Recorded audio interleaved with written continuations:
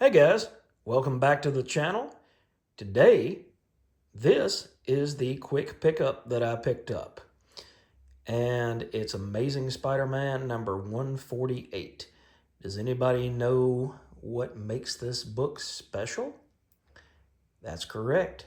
It is the first part, well, kind of the second part, we'll say, of the quote-unquote original Clone Saga. The finale of it. So we have Jerry Conway writing this issue with Ross Andru as the penciler and Mike Esposito and Dave Hunt as the inkers. And I was really surprised because this book is in such great shape. It's kind of off-white pages, not terrible shape.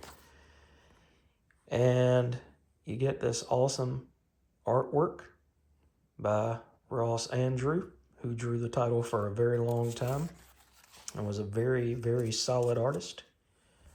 He also knew how to draw Mary Jane. So you get to see the Clone Saga, the original Clone Saga, with the Jackal and the Tarantula. And is that Gwen Stacy or is it not Gwen Stacy? That was the question that was being asked during this time, because it looked like Gwen Stacy, but at the same time, Miles was doing all sorts of experiments, making clones, turned into a whole thing back in 1996 when they brought back the clone and confused the heck out of everybody as to whether or not he was the original Spider-Man. But really, it's got some spine ticks down the side, and then I see that it's missing this chip right here. But for $12, for what was at one point a really, really hot book, and that's cooled down considerably, but it's still a very solid book, because in this cover, you have Gil Kane, who is inked by John Romita Sr. So I'm just happy to have it, because when I was growing up, I didn't have any understanding of the backstory of the Clone Saga.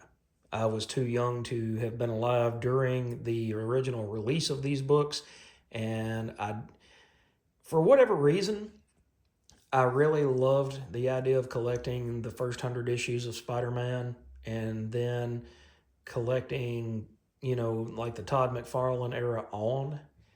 But for a very long time in my collecting career, I kind of left ASM 100 through 295, 296, kind of left it alone and wasn't interested in it, because it was such a vast amount of books that I didn't know what the storyline was, who the writer was.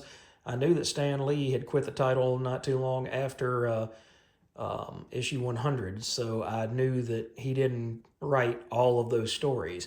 But the idea, when I was reading the Clone Saga, the new Clone Saga in 96, I was like, man, this thing, must have really been something back in the day.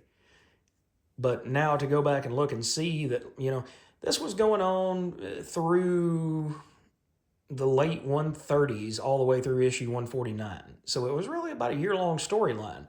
But everybody remembers this cover, 149.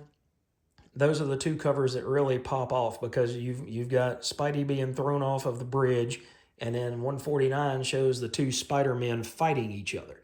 So you've got those two things going on, and that's the two covers that everybody remembers from this particular saga. So, but like I said, guys, for $12 and to have one of these classic Spider-Man books that I've never owned before, you can't argue against it. Do you guys own this book? Do you own the original Clone Saga? Were you reading Spider-Man during the original Clone Saga? You guys let me know in the comments below, and like and subscribe for much more content just like this, and I will catch you guys on the flip side.